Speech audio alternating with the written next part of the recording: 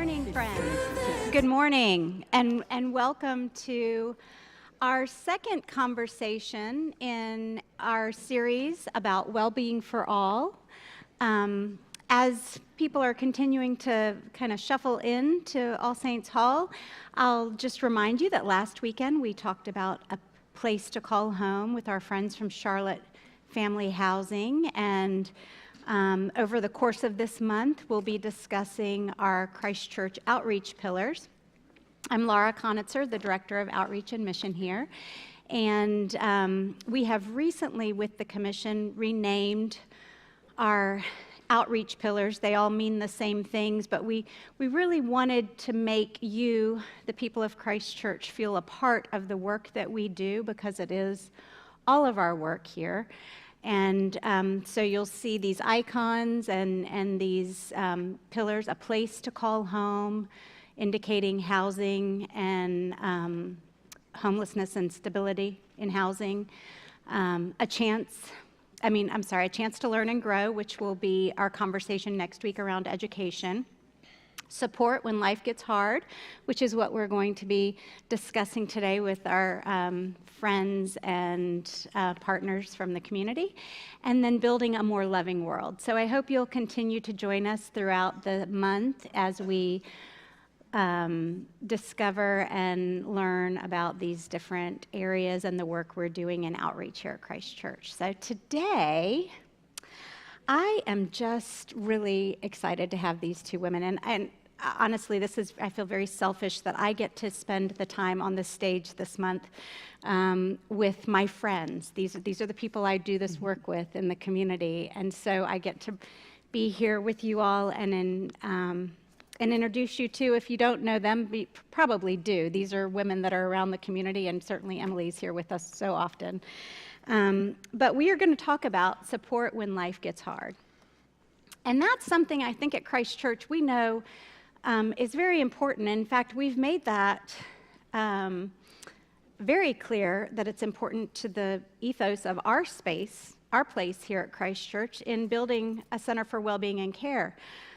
We know that it doesn't matter what socioeconomic group you fall into, what level of education you have, what age or stage you're in. Life is hard, and we all need support when life gets hard. So if you haven't tapped into the amazing programming at the Center for Wellbeing and Care, this is a plug for that.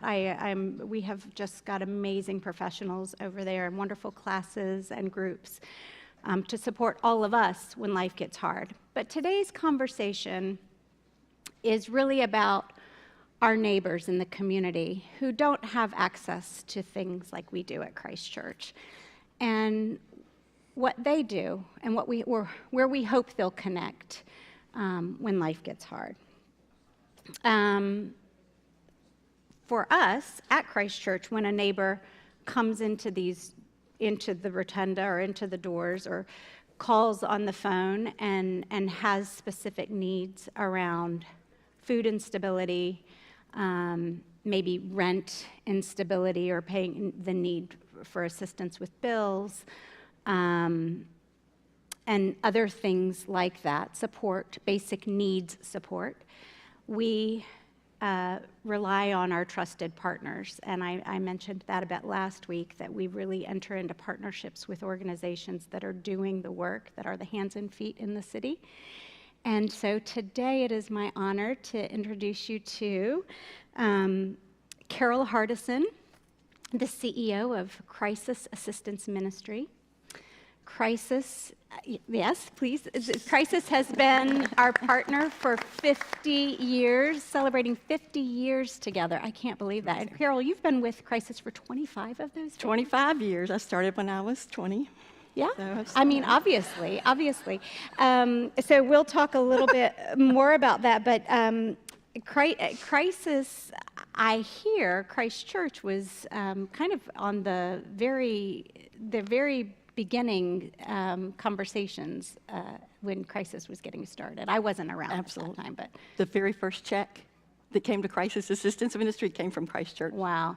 Yeah. So this has been a long-time partnership, and we are thrilled to have you here.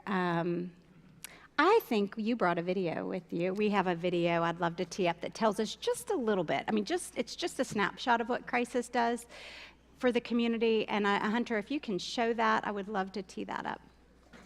Crisis Assistance Ministry is a place where the community comes together to help individuals and families who are struggling to stabilize their housing.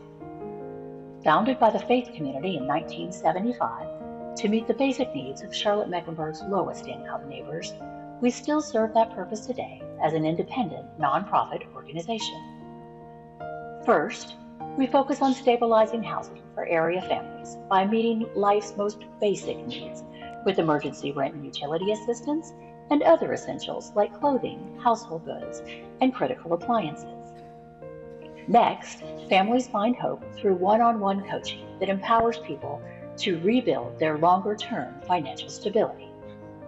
At the same time, our community engagement team works to create understanding in the community of the complex and often systemic issues that face our neighbors at the lowest income levels. Unable to pay all of my bills, I found myself at home with no lights, no food, and too much pride to ask anyone for help. Days passed before I finally told a friend, and she suggested Crisis Ministry, and my immediate response was no. Because I had always been the person who was helping others and referring others to where they could get help, I could not imagine taking that step, but this time I needed help. After 3 days of no power, no food, and trying to conceal my problem from my neighbors,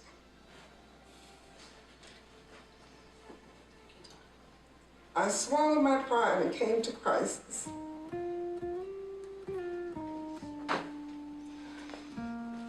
I, the social worker, now sat in front of social workers and volunteers. I think I cried through my entire interview. I was sad, I was distraught, I was at a point of giving up, and I was humbled. Kindness, concern, and hope is what I got from Crisis that day. And here's the thing. Who knew that my encounter with Crisis Ministry would be the catalyst to relaunch me, to shake me out of a depression and a sense of loss, so that I could once again become a part of the helping community? That's just one of many stories made possible by the volunteers and donors who give generously of their time and resources to help families served here at Crisis Assistance Ministry. Some of that generosity comes through the donation of material goods. All of the clothing and household items that are distributed free of charge in our free store and through our partner agency network are donated by the community.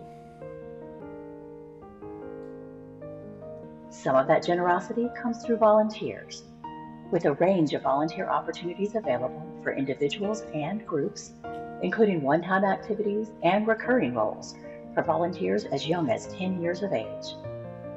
And some of that generosity comes from financial support through the community, businesses large and small, faith communities, and caring individuals.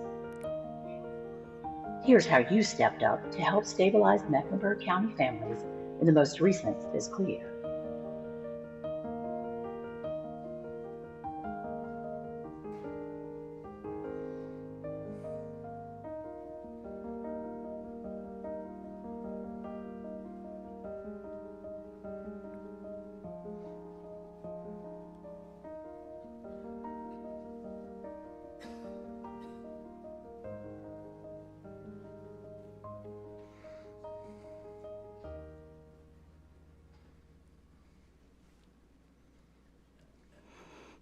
Such important work. Thank you. We're going to hear so much more about the work you do at Crisis, but I next want to introduce someone who needs no introduction, our wonderful Emily, deacon here at Christ Church for over 5 years. Is it 5? It'll be 6 November 1st. Wow. No, March 1st, excuse me. But why, the reason I invited you here today is to talk about the work you do during the week as executive director at Galilee Ministries of East Charlotte, and all the ways you support our neighbors in the east part of the city when life gets hard. And you at Galilee celebrated a 10th anniversary this year. So I love that both of our guests had real milestones this year or last year.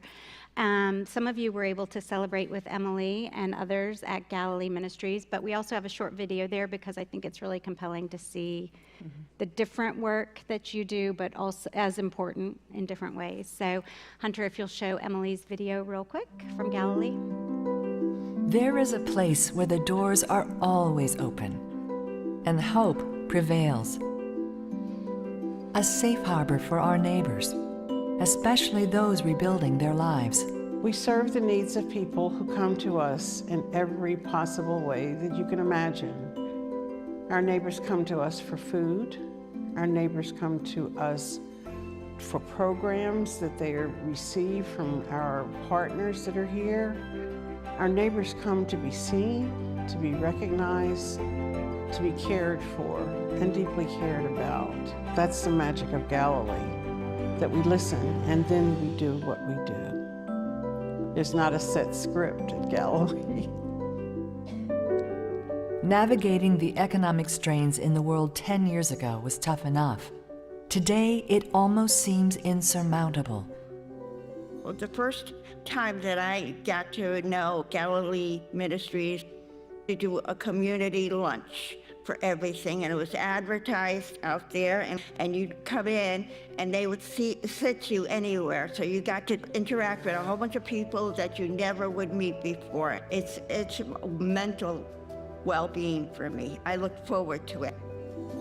We call them Galilee moments, where we offer not only love, grace, mercy, and acceptance to feed the soul, but also food, education, support, and the opportunity to nourish the mind and bodies of those that cross our threshold. The reason why I came, I needed food. And I found here some very nice people. And the stress I was under coming because I had been homeless and never had been, and I thought it would be one of the hardest, but they made it so easy because they were nice. Galilee Ministries of East Charlotte is a special mission of the Episcopal Diocese of North Carolina and a beacon of light on the east side of Charlotte, where the Holy Spirit moves freely all the time. And it's very active. Galilee started with a bold mission and evolved into a community bonded by love and the spirit of service. Our main food pantry is a longtime partnership with Nourish Up, which was formerly Loaves and Fishes. And so a person comes in on 2 days a week when they operate, and they get a chance to push their cart around and get the food that they need. And it allows for the best possible nourishment that one can get. And being able to shop changes how people feel about coming to get food.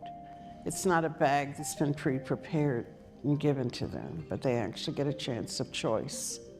A couple of weeks ago, I was with grandparents and they had a little boy and a little girl with them. They picked out what they wanted, and when we went to the car and put the groceries into the car, the little boy said, "This is the best day ever." And that just kind of floored me to think that these groceries meant that he was having an extraordinary day.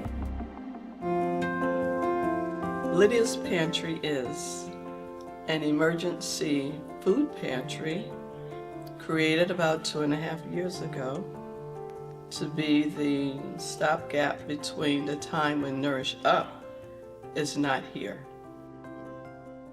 Lydia's Pantry is crucial as the need for food goes up and up and up in our community, particularly on the east side of Charlotte. finding your way to health, peace, and wholeness, moving through and to a sense of well-being. Since opening in 2015, Galilee has touched countless lives. As needs emerge, Galilee is able to respond to the community. Every program, every conversation, every shared meal helps weave a stronger, more connected Charlotte. And that's exactly what happens every single day at Galilee Ministries of East Charlotte.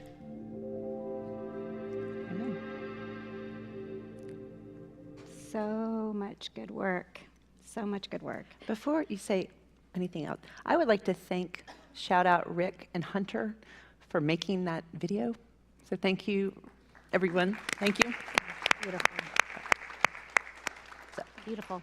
I also want to draw attention to the screen that says submit your questions. We will have a Q&A time at the end for our guests. But so as you've just seen, in both of their organizations have very specific ways that they serve the community and meet the very specific needs of the community and provide support when life is hard, crucial support when life gets hard. I'm wondering, and I just want to have a conversation here, so speak freely when, just answer, whoever feels like they want to answer first, please jump right in. What feels most urgent right now in the work that you do? What's your main purpose? Like, what feels like the most urgent? I'll say what feels most urgent, and the purpose is a little bit the opposite, believe it or not. What feels most urgent is for people in the community to understand what's happening. And it's just so easy to have our comforts of our home and hop in our car and go to work or go out to dinner and go home and not know that there are a couple of 100,000 people in this community who are struggling financially. So I think there's an urgency around that, because when we do understand that, I know we'll come together even more. But specifically at the purpose, so we're in the continuum of helping people in their housing stability. You all are critical in launching Habitat for Humanity and been critical with Charlotte Family Housing. The gap in the middle, as you all well know, is the 30+ thousand people who don't have affordable housing right now. And we don't often think about, well, what are they doing while they're waiting for their housing affordability? Well, they're struggling to pay their rent, to put food on the table, to make ends meet. And so Crisis Assistance Ministries' purpose is to create housing stability for people who are struggling with a difference between the amount of money coming in and the amount of funds coming out. And so we hope that by coming to our agency, someone has had an increase in their housing stability. We've either helped them save some money, or we've given them a temporary stipend or a subsidy and coaching and counseling to help them figure out what's next in their journey. When I volunteered at our monthly crisis volunteer opportunity, which I will get to a little bit later, recently, one of your staff mentioned that you help prevent homelessness.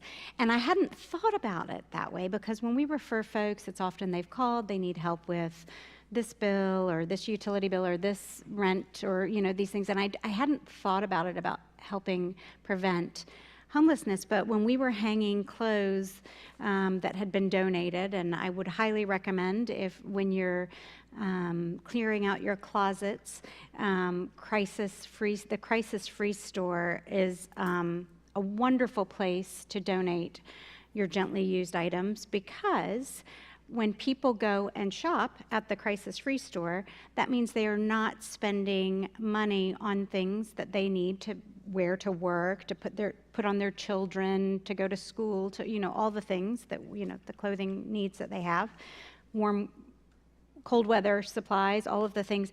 They're not having to spend money on those items, and therefore they can spend money on rent and utilities and the things. And so I hadn't thought of it that way, but it's meeting a need. It's support when life gets hard.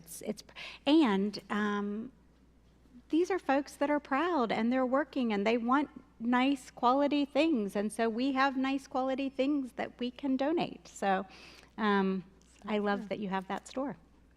And I had a learning that day. I've been doing this for a long time, and I had a learning that day I'm when he. putting you on the next video. That was it. That was exactly it. It's helping them save some money. Yeah, helping them save some. They can spend money on something, a critical need.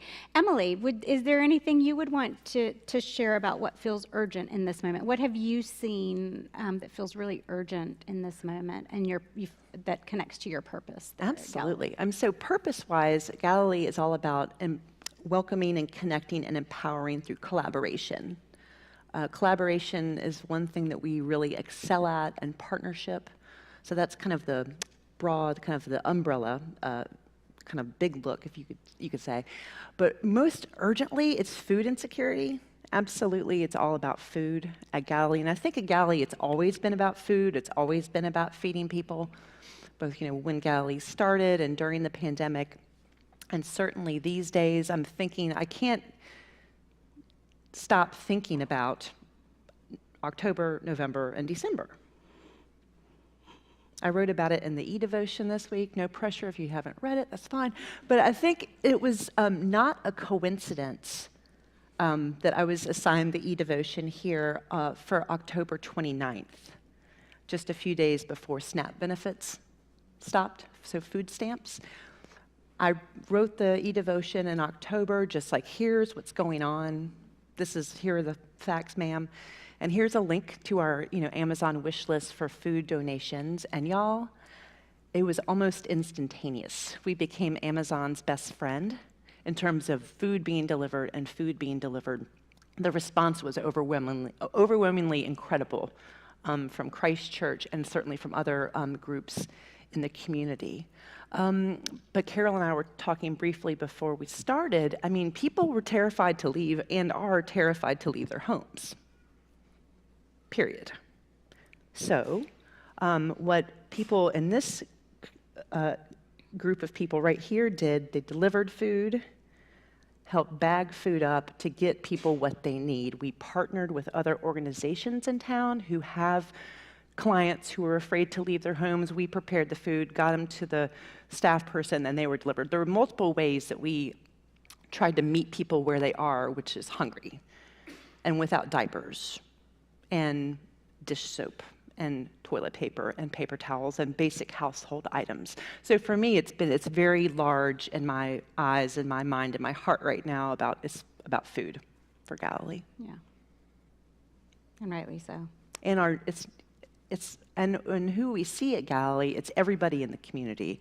It's the CNA who's still in her scrubs, coming from her shift at the facility down the street. It's unhoused neighbors. It's everybody. I mean, it's all across the board. People born here, people born in Ukraine, across the world. We see everybody, and we treat everybody with dignity and respect. And people don't go away without something to eat. That's just not what we're doing. People, yeah. And I think that was the really beautiful thing about how when Lydia's pantry, and we've talked about that before, it came out of this need that was seen, this gap between the days that the Nourish Up pantry was open there at Galilee. And I just want to remind you that Nourish Up, Commonwealth, Furnish for Good. We have so many partners that fall into this category of support when life gets hard, that are meeting people where they are. And certainly Nourish Up's pantry there is one of the favorite in the city because it's a client choice. Joanne spoke to that on the video. I mean, there's something really special about being able to push the cart around like you're at the Harris Teeter and pick what you want off the shelf instead of getting a box that's been pre-filled for you. But it's only opened a couple days a week for a couple of hours a day, and so Lydia's has really filled this gap. And just so you all know, in response to the needs of Lydia's, we have decided to leave our bin out in the rotunda all the time now. So anytime you're coming by the church and want to drop something for Lydia's pantry, we will get it over to Galilee if you're not headed over to Galilee yourself. And we have plenty of volunteers that are in and out of the church throughout the week that are heading over there. So it always gets over there. Yes, it does. And plug also for the Dignity Drive because the diapers get over there as well. So again, back to support when life gets hard. Well, back to our questions about your work. What are you finding most challenging? Emily, you mentioned SNAP benefits. You alluded to ICE raids in the community, and certainly in your community where so many folks are newcomers to our country. They have felt scared. Carol, what in your work has been challenging of late? Yes, so it's a parallel. When the federal government shut down first, the TSA workers weren't paid for a month, and so we deployed a team in partnership with the airport and Nourish Up, and met them because they weren't allowed to take off work. So we met them on breaks and lunch breaks and helped qualify them for Loaves and Fish, Nourish Up, as well as crisis assistance. So it was a great partnership. Simultaneously in our lobby, Second Harvest Food Bank made food boxes available. So it's like connections and partnerships is a big theme. So then right after that finished, as you mentioned, the SNAP shut down. And so we began providing food cards for families who came to crisis assistance and didn't have their SNAP benefits. So the crisis part of the name is where we do have to adjust sometimes. And at that moment, in partnership with Nourish Up and Food Bank, we needed to help make food cards available. But during the ICE immigration enforcement action, we deployed directly to apartment complexes and organizations where they did not fear coming, because we didn't want to say, come to Crisis Assistance Ministry. I know many of you just lost a week or two worth of work because you were either afraid to go out or your business shut down, or you had to stay home with kids that you were afraid to send to school. So similarly, we weren't going to say, come downtown to Crisis Assistance. So we've had caseworkers deployed in the areas where people were affected for, well, still. Because we know just because you got back to work, it doesn't mean that gap's been filled. So we still have folks out there in partnership in the community. Did you have anything you would add? No, thank you. What do your clients look like? You mentioned TSA workers. I want people to understand that the working poor, and we talked about this a bit last week, but the working poor are people that we see every day and interact with every day, and I'd love for you to paint a picture of what a day in the life at Crisis and who you see. The woman, I was rendered speechless when I saw the social worker brought to tears. She said, I'm the social worker who had to go and receive assistance. Her pride, everything was broken when she had to go sit in front of a social worker and receive assistance at Crisis. That was heartbreaking. So Deborah is now a member of our board of directors, I'll tell you. She's a master's level social worker, and yet she had to stop her job to take care of her mother. Her mother was failing in her health, and the daughter was who needed to come home and be with her. And that's what ended up getting her behind in her bills. When you mentioned the CNA earlier, so many people, you think about a day in the life. So if you started at a coffee shop, it's very likely that somebody who is serving the coffee is somebody that's not quite making enough ends to meet. Sometimes there'll be 2 or 3 different jobs that folks have. They'll start their day delivering packages, a lot of Amazon workers, DoorDash workers. So you just think about the day in the life, and from the coffee shop to if it is a hospital or a doctor's office or dropping the kids off at school, a teacher's aide, they're all around us. We just don't know it. And it's humbling to imagine. The number of people with master's degrees has always surprised me, but it could be anyone.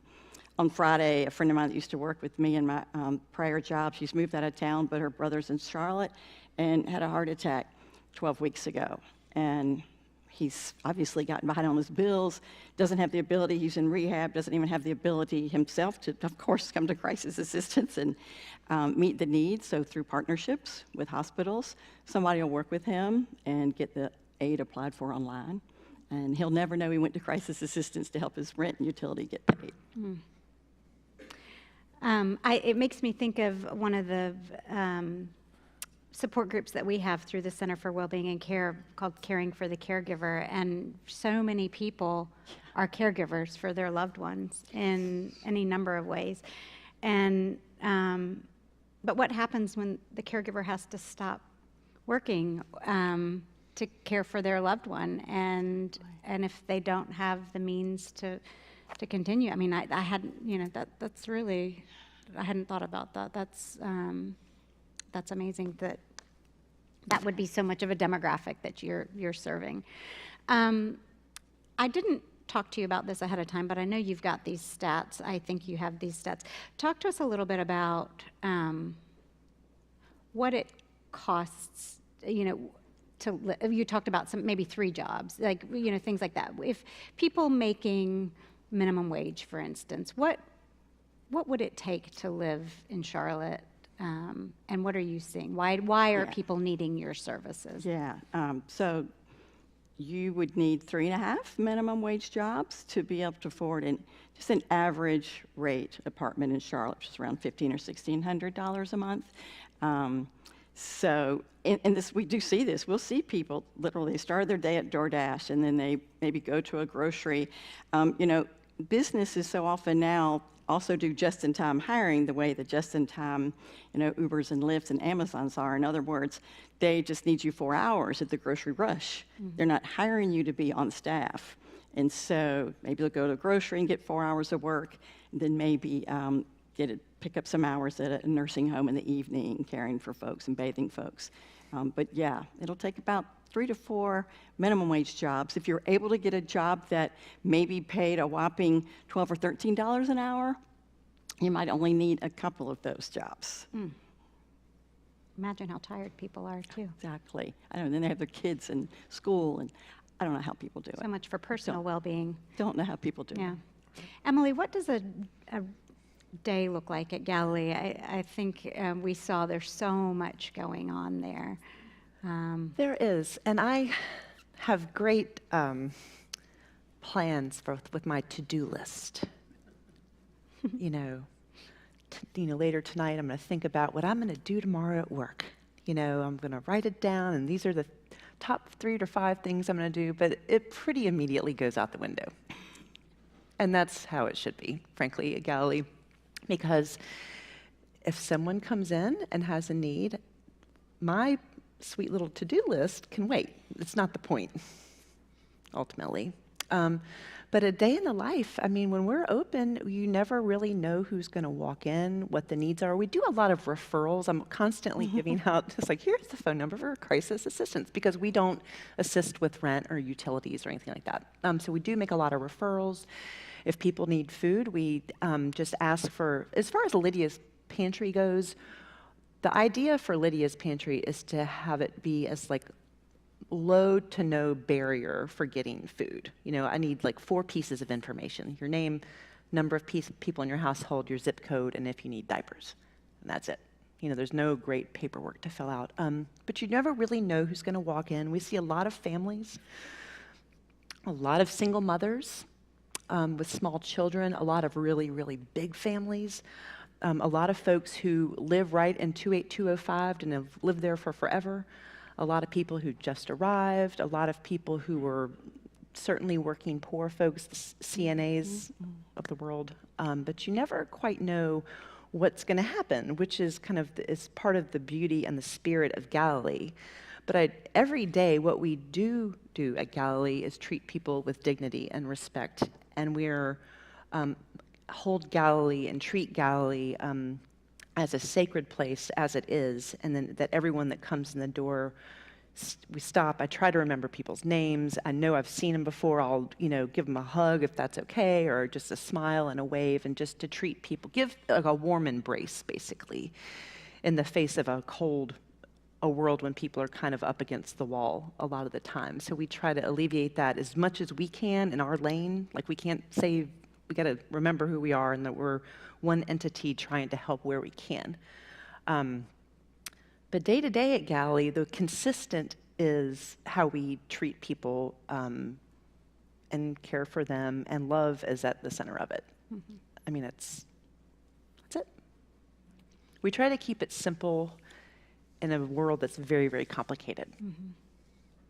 So I love that. I love that. I love that too. Yeah, I mean, I feel it's similar. I feel like we're in the business of love, and Yeah. You know, love is charity and justice, and whatever that moment. Sometimes it's just charity. It's a warm coat or a warm meal. yeah, that's right. Carol, I'm curious, in the 50 years, in the 25 that you've been at Crisis, have you seen, are the needs of people the same, basically? I mean, situations change, politics change, all of the things, but do you find that people are coming for the same reasons, or have you noticed different shifts? It's yes and no. Yes, I said to Ann Devant earlier, who was one of the early employees of Crisis Assistance Ministry out there, I said, you could come up and tell about the early days of crisis assistance, and you would be right. It's, you know, people struggling to make ends meet. It's been there from the beginning. It's there today. The no part is the complexity. Charlotte in 1975 was a lot easier to get around from a transportation standpoint. So there's now transportation costs are a huge part of someone's budget. Childcare costs are a huge part of someone's budget now. And so the digital divide, if you don't have technology, which is, gosh, I don't understand. I just had to upgrade my phone, and then all the pieces and parts that I had to buy to go with it to cover it and all that stuff. I mean, I don't understand how people can afford that, and it's required. I mean, the school and the doctor and the employer, they're going to pay you through your phone, through your online accounts. So the complexity has grown, in addition to, of course, the cost of living in our community. I hope you all are seeing that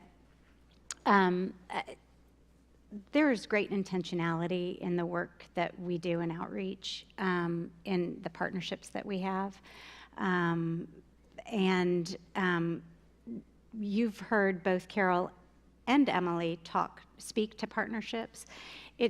Something that's very important to us is supporting organizations that are working together. To Carol's point, the complexity of the issues facing the people of Charlotte, really the people of the world, the United States. I mean, these issues are so complex that if we're not working together and to combat this, we're never going to get anywhere. And so we are very intentional in our work and outreach, and I just want you all to know that, because I speak to this, I did last week, and I hope you all know that it's because of the generosity of this place that we're able to do the work that we do in outreach. In 2025, we were able to give a very large celebratory gift. I think it was a challenge gift as part of the 50th anniversary to Crisis, but it was in the spirit of 50 years of partnership with the founding churches. Yeah. And that came out of Transforming Hearts funds and funding from our outreach commission, and also Easter funds from last year. And then we have yet to finalize the number, but Galilee is going to be getting a very large check from the Christmas offerings for feeding ministries, as you've heard, are so important. And so it's this generosity, but I hope you know and will trust that we are very intentional in these partnerships so that we can help these maybe move the needle and work toward. These are trusted partners. I don't have all the answers, but what I do know that when we have neighbors come in or call, I can trust that Carol's team are going to be able to help them. And or Emily. I send people to Emily all the time at Lydia's Pantry, so I'm grateful for that. And for all the other folks we're in partnership. It really is, it's so much more than just funding. It truly is partnership. And that leads me to this idea of engagement. And engagement's so important. Carol and I had the conversation in my office this morning because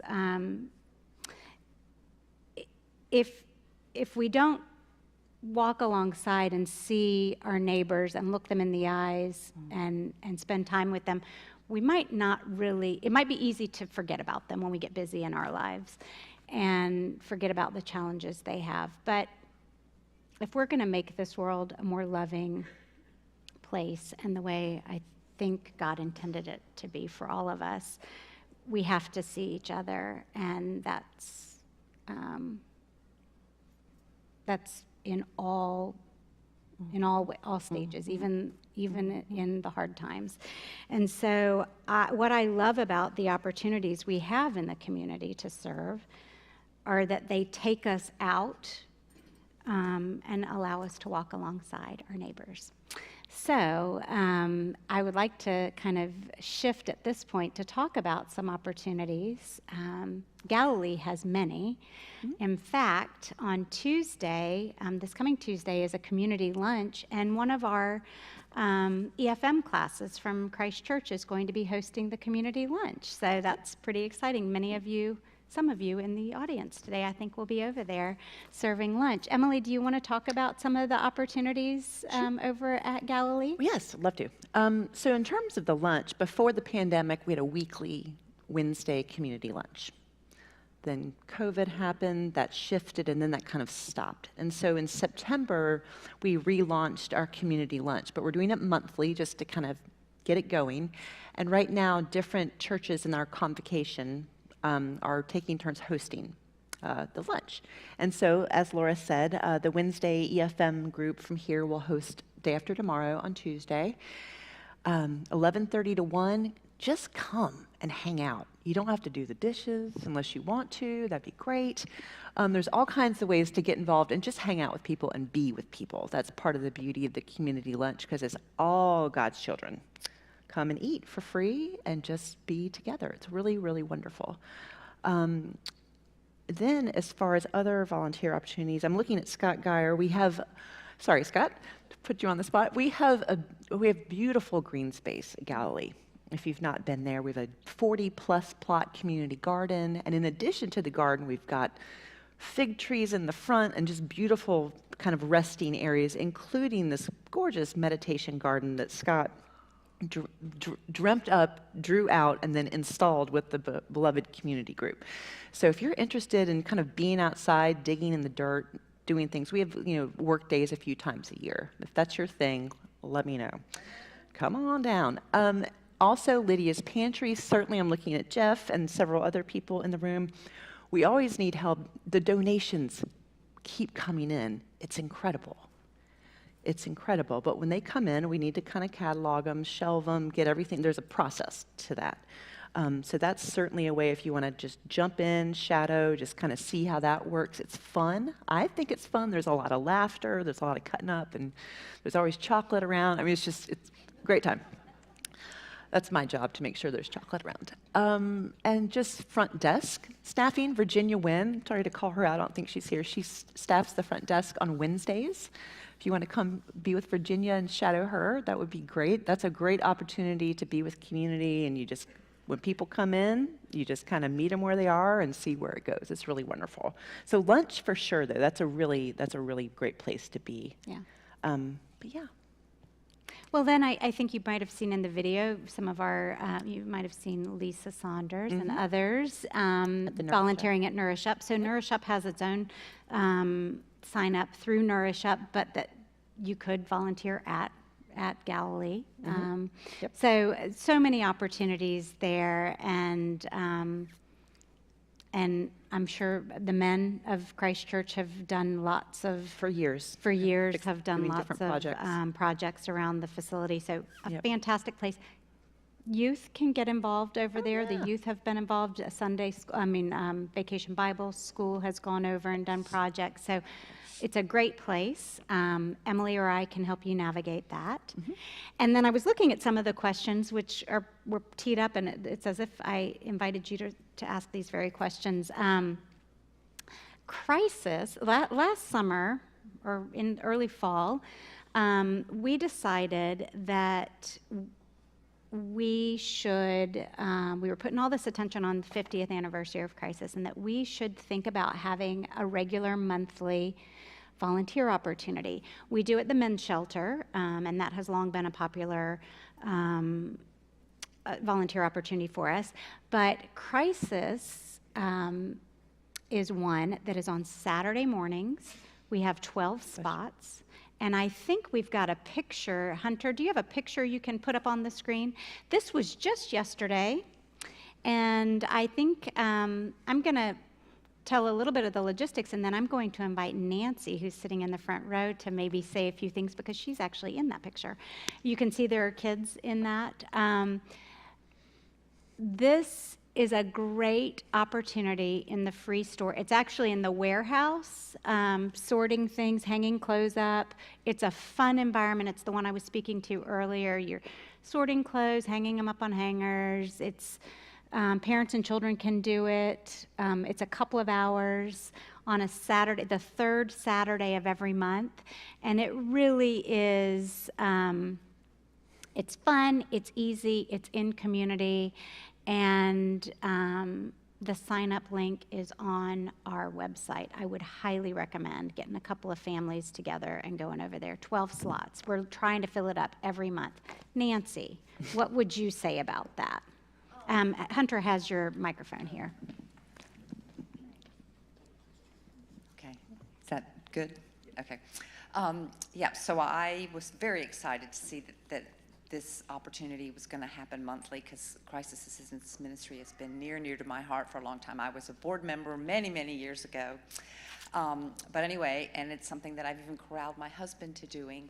It is a wonderful thing to do as a family. Not little kids, but you know, your kids starting at about age 10. We had a lot of children there yesterday. Even grumpy teenagers seemed to have smiles on their faces as they were there with their friends, holding up outfits to seeing whether this belonged with the kids' clothes or the women's clothes.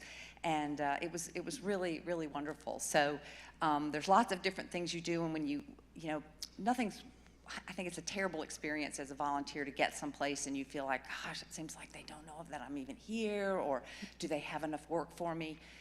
You won't have that problem when you go to Crisis Assistance Ministry. And they're very, very well organized. You come, and they have a wonderful group of volunteer coordinators, and they are like cheerleaders. They meet you 9 o'clock on the dot. They give you just a brief little overview of what the ministry does, and then they split you up into groups, and you might start out being, opening up the boxes or the bags that the donations come in, and you spread it all out on a table, and you literally are just doing, is this go to in the men's bin, or is this a child's bin, or these shoes?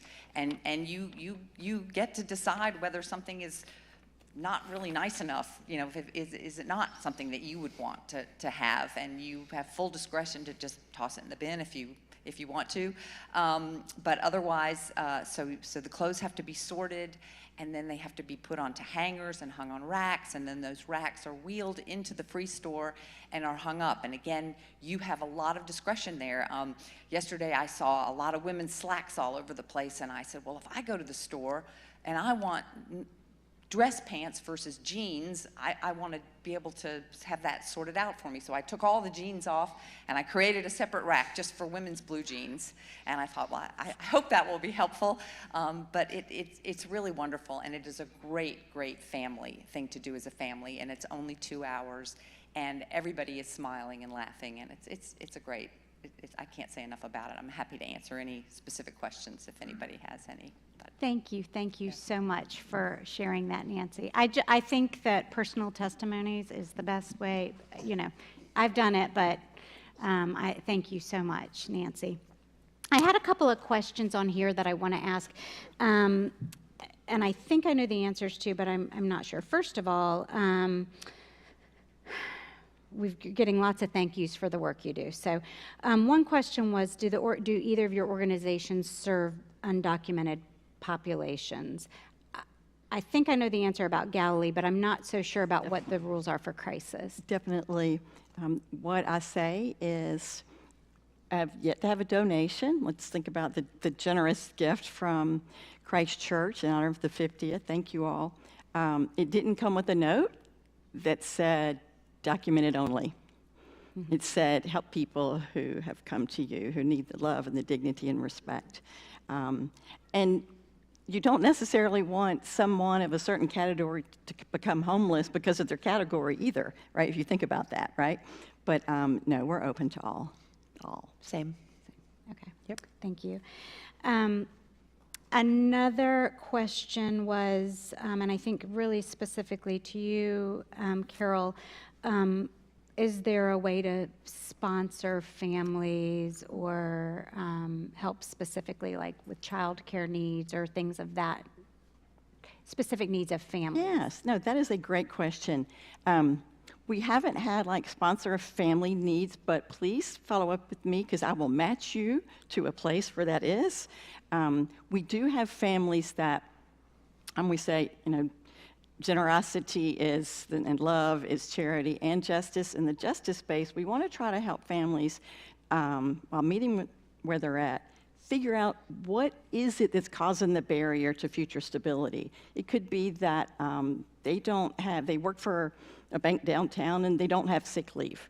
And so we can work with the employer and work with the person and try to help work through the issue that caused it. So this program has had people sponsor the program and provide, like someone provided a Christmas party for the families in that program this past December. But specifically, I can match you to organizations that are in that space. Part of it's because we are very careful. I loved how you said we've got to stay in our lane. We can't mission creep. And so our lane is short. We don't usually work with the family more than 100, 120 days before we know it's a deeper issue that an agency that has that specific knowledge is where they need to be connected. Okay. Well, thank you. I'm getting several questions here about where to find information about like the Amazon link for Lydia's Pantry or how to provide financial support. Both the Crisis Assistance Ministry website and the Galilee Ministry of East Charlotte websites have good information on them, I think. I also, unless you tell me otherwise, on our bin upstairs, we have a QR code that should take you directly to the Amazon link for That's the best place for that Lydia's. right now. Yeah. And we have information on our page. Carol, where else would you direct folks if they Yes. wanted real specific information about Crisis? Absolutely. The website, we do spend a lot of time on keeping that up to date. And there's an Amazon wish list for coats and winter clothes and things. So we can partner together and keep them warm and fed. That's right.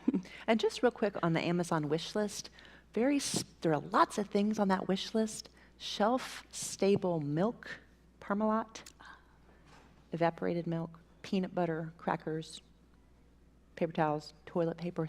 Those things go in every bag, and so they deplete fast. So just a little footnote on the wish list. So I really cannot thank you all enough for your questions.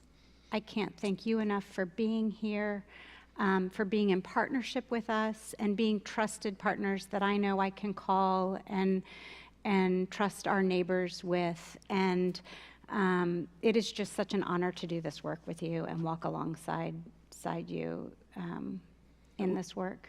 I just want to make sure that you all know at Christ Church how critical you are. When I moved to Charlotte in 1982, I woke up and my dad had already gone to church, and he came running in the door and he goes, "I found the church that you need to go to." He had gone to Christ Church. I was living off of 7th and Sharon Amity, and he found you. And I mean, there are care rings, physicians reach out, and the list goes on of the organizations that you all have created. So I'm just excited to see what continues to come from this amazing place. Well, thank you. Exactly. Amen. And as we wrap up, I just want to take a moment to remember the life and legacy of the Reverend Dr. Martin Luther King on this weekend, and his call to service for all of us and community. And I want to reflect on a favorite quote of mine that I wear on a bracelet that I got in Selma the first time we took a Legacy and Justice pilgrimage that some of you were on years ago. And it says, "The time is always right to do what's right." These feel like overwhelming times in community and in our world, and I choose to focus on what feels like the next right thing to do. So if I can help you all, any of you, or if Harrison, my partner in this work, can help any of you try to figure out and navigate what is that next right thing, and if that is connecting to one of our partner agencies in the community so that you can go walk alongside our neighbors, please reach out and let me do that. It would be my honor, and I'm just so grateful to have spent this time with you. Join us next week as we think about education and what it means to have a chance to learn and grow. And we'll talk with the principal from Rama Road, the new principal from Rama Road. We have not met her before, so it'll be nice to have Jamie Peterson here and others to talk about education. And before we leave, Emily, would you offer a prayer for us? I would. Thank you. Thank you all for being here today. Thank you.